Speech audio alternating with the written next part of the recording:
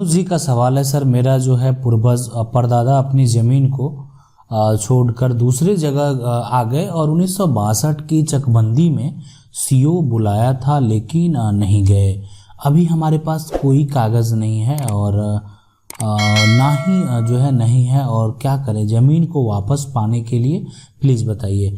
देखिए, सबसे पहले जो चकबंदी हुआ तो वर्तमान में आपका जो भी है आपको जिला अभिलेख से आपको पुराना और जो है नया दोनों खतियान निकालना पड़ेगा। ठीक है, पुराना देखना पड़ेगा, उस आधार से को आपका क्या खाता खेसरा बना, और नया को आप ऑनलाइन तरीके से भी देख सकते हैं।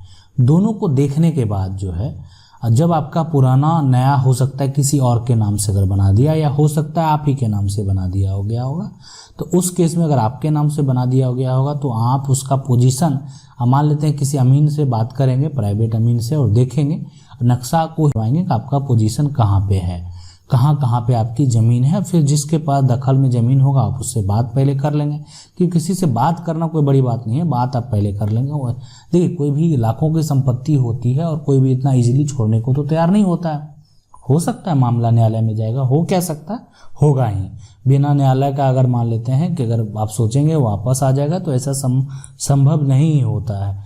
लेकिन जब न्यायालय में मामला जाता है तो जो जिसके पास ज़मीन होता है उसको भी लग जाता है कि मेरे पास कोई पुख्ता प्रूफ तो है नहीं, तो ज़मीन तो हमको किसी भी हालत में अब छोड़ना ही पड़ेगा। फिर भी अपना वो कोशिश करता है कि किसी भी तरह के जितने भी मामले अभी तक देखेंगे वो भी अपना थोड़ा कोशिश करता है कि ज़मीन उसका बचा हुआ रहे, कि इसलिए बहुत दिनों से अगर कोई भी उसका उपयोग कर रहा है और उसके हाथ से वो संपत्ति चला जाए तो उसको भी कहीं ना कहीं बहुत दुख तो होता ही है। ठीक है, लेकिन कहीं ना कहीं जिसकी वो संपत्ति है उसी के हाथ में जाना सही रहेगा, इसलिए कि जो उसका मालिक है वही उसका मालिक होना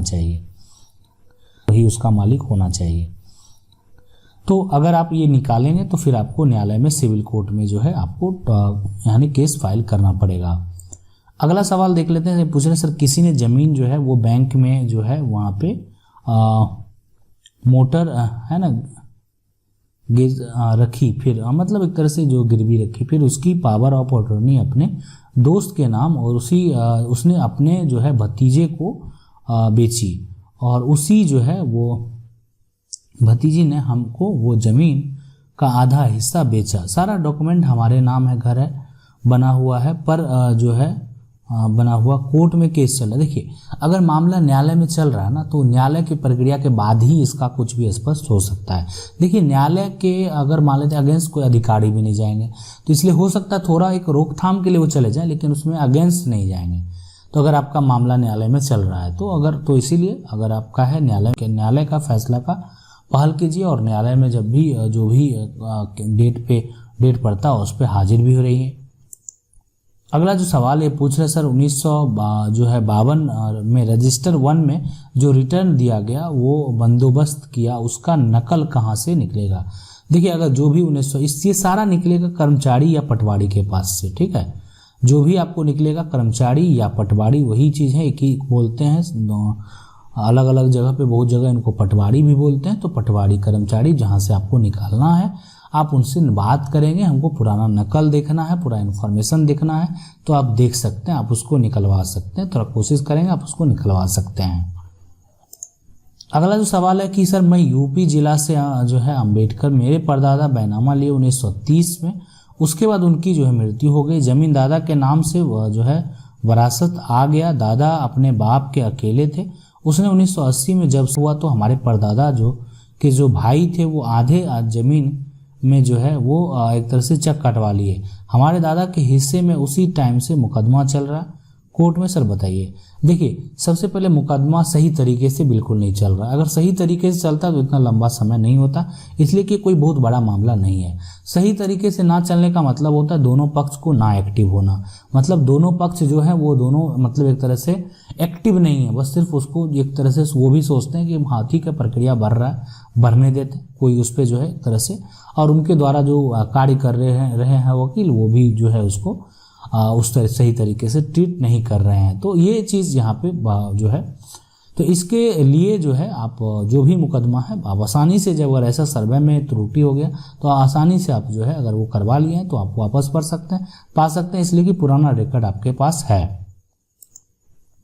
अगला जो सवाल है वो देखते हैं यहाँ पे ये पूछ रहे हैं सर मेरा ज़मीन जो है वो दादा का है और ज़मीन पुराना नक्शा में जो है यहाँ पे भाग हुई थी और आबादी नया नक्शा जो है गलत है, और वह बोल रहा है कि तेरा घर थोड़ा सा हिस्सा मेरा ज़मीन पे है, नया नक्शा में जो है दिक्कत रहा है। देखिए नया नक्शा का जो है आप सुधार प्रक्रिया अगर बात करें, जो है सुधार जो प्रक्रिया है वो आप या तो जिलाधिकारी या सिविल कोर्ट से जो है वो करवा सकते हैं। उसका सुधार प्रक्रिया अगर नक्शा से संबंधित अगर किसी भी तरीका त्रुटि है तो आप वहां से जाके जो है सुधार करवा सकते हैं।